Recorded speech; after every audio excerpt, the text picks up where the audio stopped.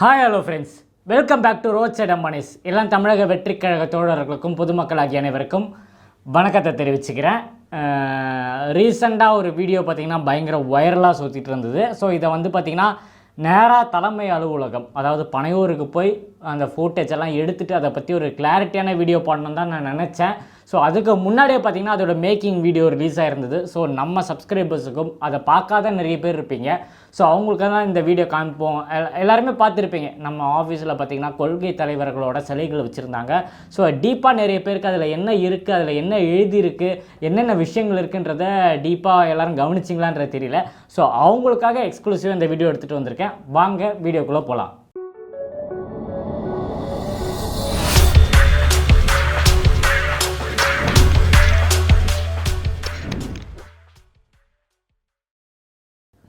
முக்கியமாக ஒரு விஷயம் எடுத்து சொல்லி ஆகணுங்க. தமிழக அரசியல் வரலாற்றில் எனக்கு தெரிஞ்சு எந்த கட்சி அலுவலகத்துலேயும் பார்த்திங்கன்னா கொள்கை தலைவருக்கு சிலை வச்சு நான் பார்த்தது கிடையாது. அப்படி ஏதாவது இருந்தால் தயவு செஞ்சு கமெண்டில் தெரியப்படுத்துங்க. ஆனால் எந்த கட்சி ஆஃபீஸ்லையும் பார்த்திங்கன்னா அந்த மாதிரி கிடையாது. ஸோ எல்லா கட்சி ஆஃபீஸில் என்ன இருக்குன்னா முன்னாள் தலைவர்கள், அதாவது இதுக்கு முன்னாடி அந்த கட்சியில் யார் சிஎம்மாக இருந்தாங்களோ அவங்களோட சொந்தக்காரங்களோ அந்த மாதிரி ஆளுங்க தான் எனக்கு தெரிஞ்சு கட்சி அலுவலகத்தில் ஃபோட்டோவாக வச்சுருக்கிறது, சிலையாக வச்சுருக்கிறது நான் பார்த்துருக்கேனே தவிர கொள்கை தலைவருக்கு சிலை வச்ச முதல் கட்சி எதுன்னு பார்த்தீங்கன்னா நம்ம தமிழக வெற்றி கழகம் தாங்க. பனையூர் அந்த அலுவலகத்தில் பார்த்திங்கன்னா அதுக்குன்னு ஒரு ஸ்பேஸ் அரேஞ்ச் பண்ணி சூப்பராக பண்ணியிருக்காங்க. நைட்லாம் போனீங்கன்னா லைட்லாம் போட்டு அந்த பிறப்புக்கும் எல்லாம் உயிருக்கும் பார்த்திங்கன்னா அதில் எல்இடி போட்டிருக்காங்க. ஸோ அந்த சிலைகளை பார்க்கும்போது நிஜமாலே ஒரு பாசிட்டிவிட்டி ஃபீல் ஆகும். ஸோ அதை பார்க்கும்போது நிஜமாலே இந்த மாதிரி ஒரு அமைப்பு பார்த்திங்கன்னா எங்கேயுமே கிடையாது. ஸோ அதோட மேக்கிங் வீடியோ பார்த்தேன், அதை உங்களுக்கு ஷேர் பண்ணுறேன் பாருங்கள். அது ஒவ்வொன்றா அந்த விஷயங்கள் பண்ணதாக இருக்கட்டும், அந்த சிலை பண்ணதாக இருக்கட்டும், அந்த மேலே இருக்கிற டாப் அந்த ஆங்கிள் பண்ணதாக இருக்கட்டும், எல்லாமே பார்க்கும்போது வியப்பாக இருந்தது.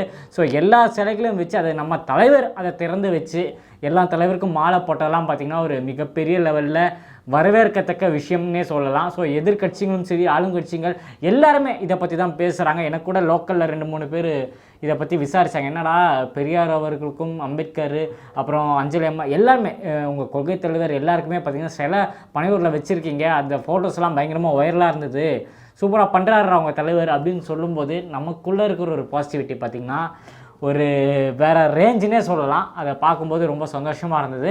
ஸோ மெயினாக சொன்ன மாதிரி நானே ஆஃபீஸ் பனையூர் போய் அதை டீப்பாக ஃபுல் ஃப்ளெட்ஜாக வீடியோ எடுக்கணும்னு தான் நினச்சேன்.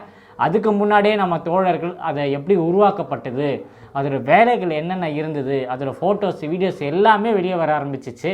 ஸோ எக்ஸ்க்ளூசிவாக நான் கொடுக்குறத விட ஆல்ரெடி வந்தனால அந்த வீடியோவே இதில் மிக்ஸ் பண்ணி உங்களுக்கு காமிக்கிறேன். பாருங்கள், பார்த்துட்டு நீங்கள் இதை பற்றி என்ன நினைக்கிறீங்கன்றத மறக்காமல் கமெண்டில் தெரியப்படுத்துங்க. நிறைய பேர் நேற்று போட்ட வீடியோவில் நிறைய கமெண்ட்ஸ் நான் படித்தேன். மெயினாக பிரதர் நெகட்டிவிட்டி நிறைய வருது, என்ன கட்சி ஆரம்பித்து ஒரு வருஷத்துலே இவ்வளோ பிரச்சனைகள் பேசுகிறாங்களே அப்படி இப்படின்னு சொல்லி ஏகப்பட்ட பேர் வீடியோ கீழே கமெண்ட் போட்டிருந்தீங்க.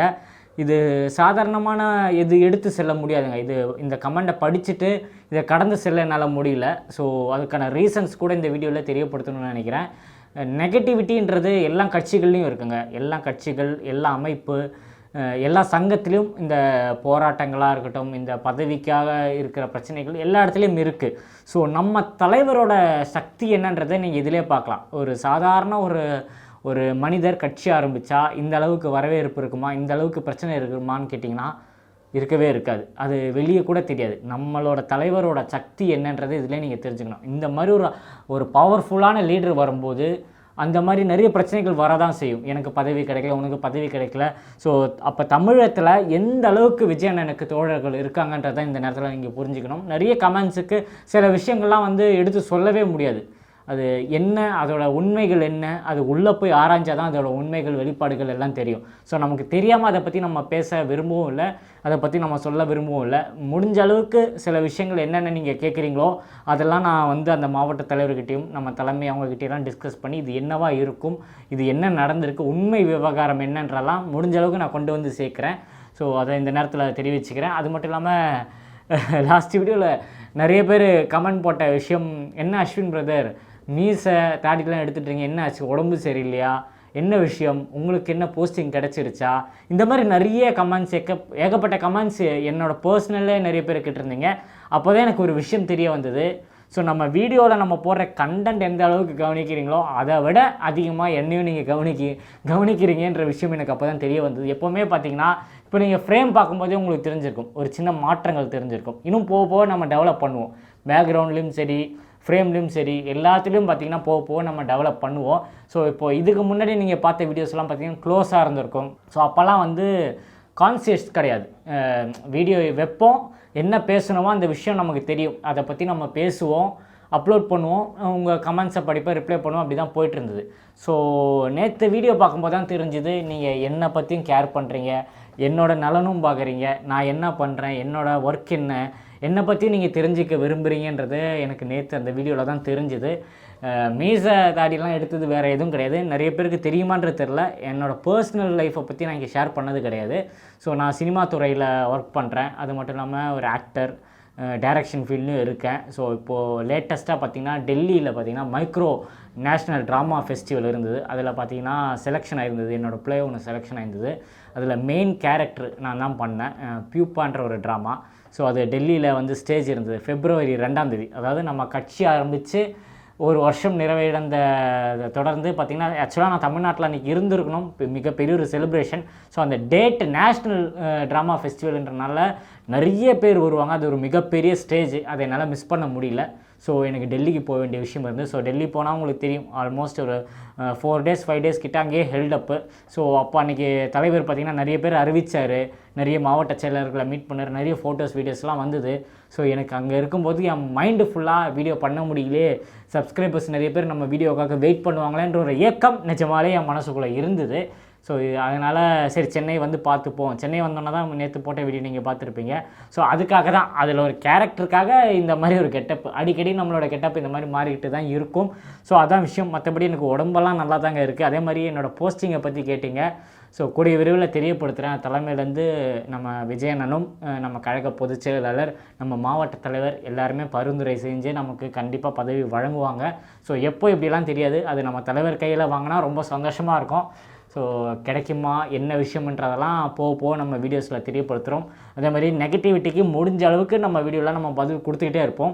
ஸோ இந்த வீடியோ பிடிச்சிருந்தா மறக்காமல் சப்ஸ்கிரைப் பண்ணி வச்சுக்கோங்க. இந்த மாதிரி நிறைய தளபதியை பற்றியும் தமிழக வெற்றி கழகத்தை பற்றியும் உயிர் உள்ள வரை நான் பேசிக்கிட்டே இருப்பேன். இன்னும் நிறைய வீடியோஸ் சந்திப்போங்க. டாடா, டேக் கேர், பாய். நான் உங்கள் ஏஜே.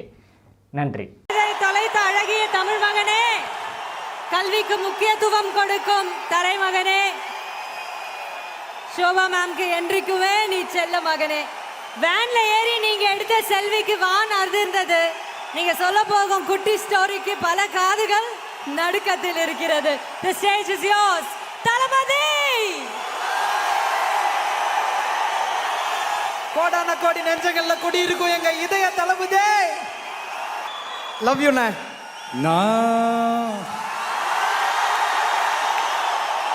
நான் ரெடிதான் வரவா அண்ணன், நான் இறங்கி வரவா, தேல் கொடுக்கும் சிங்கத்தை சீண்டாதப்பா, ஐயம் தடுக்கும் ஏறுத்து மாறாதப்பா.